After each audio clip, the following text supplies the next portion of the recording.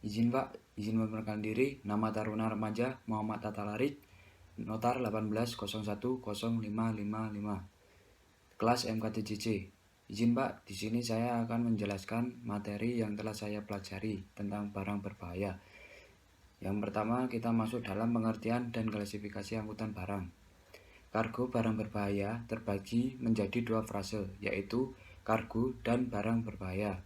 Kedua frase tersebut dapat didefinisikan. Kargo adalah semua barang selain bagasi yang dikirim lewat darat, laut, maupun udara, baik domestik ataupun internasional. Secara teori, berdasarkan cara pandangannya, kargo dibagi menjadi dua jenis. Yang pertama, kargo umum. Kargo umum adalah kargo yang tidak memerlukan penanganan khusus. Contohnya seperti beras, meja, kursi, pakaian, kertas, dan barang lain yang tidak memerlukan penanganan khusus. Yang kedua, kargo khusus. Kargo khusus adalah kargo yang karena sifatnya sehingga membutuhkan penanganan khusus yang tidak dibutuhkan oleh kargo pada umumnya, seperti jenazah, barang yang mudah membusuk, barang yang beratnya melebihi ketentuan umum, hewan hidup, dan lain sebagainya.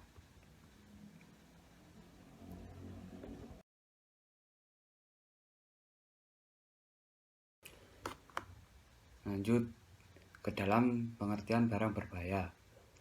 Menurut ketentuan internasional, barang berbahaya adalah barang-barang yang pada kondisi normal pengangkutan dapat melepaskan bahaya terhadap kesehatan, keselamatan, properti, dan lingkungan hidup, dan namanya masuk ke dalam daftar barang berbahaya dalam ketentuan United Nations Recommendation on the Transport of Dangerous Goods, atau masuk ke dalam salah satu atau lebih 9 klasifikasi barang berbahaya dalam ketentuan tersebut.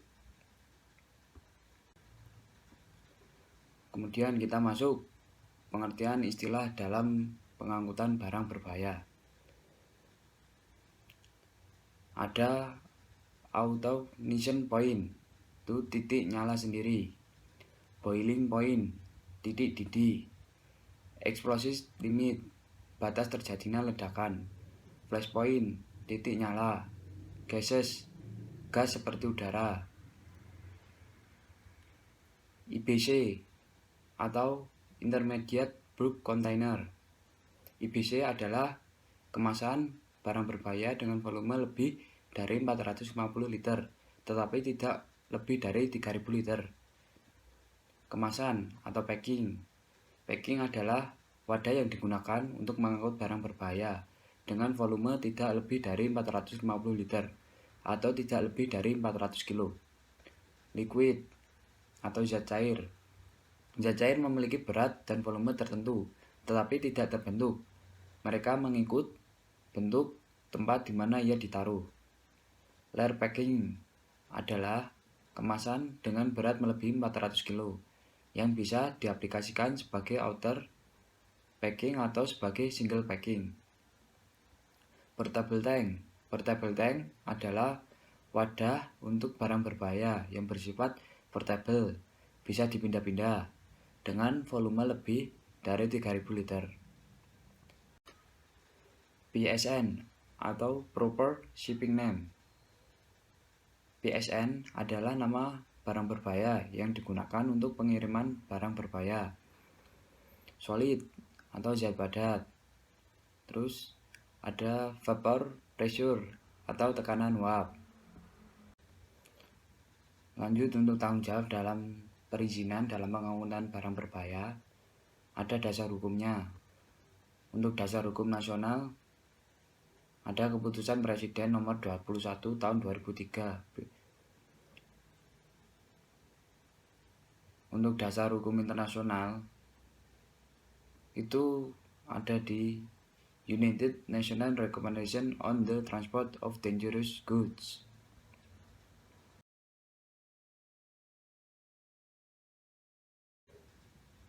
Untuk tanggung jawabnya, ini ada identifikasi untuk proses pengemasan, marking dan label, dan yang terakhir dokumen.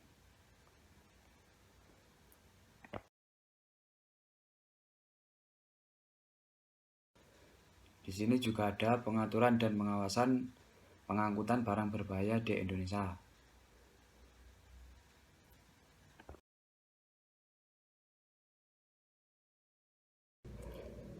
Barang berbahaya dibagi menjadi beberapa kelas. Untuk kelas 1 yaitu barang yang mudah meledak atau barang-barang yang memiliki kemampuan untuk secara cepat membakar atau meledakkan sebagai akibat dari reaksi kimia. Barang berbahaya kelas 1 yang umum kita temui yaitu kembang api, amunisi, dan lain-lain. Untuk kelas 2 berbentuk seperti gas. Kelas ini meliputi gas yang dikompresi, gas cair, gas-gas yang terlarut, gas cair yang didinginkan, campuran dari satu atau lebih gas dengan satu atau lebih uap zat dari kelas-kelas lain. Barang berbahaya kelas 2 yang umum diangkut menggunakan pesawat yaitu gas oksigen, gas karbon dioksida, dan lain-lain. Untuk kelas 3 itu cairan yang mudah menyala, cairan yang mudah terbakar,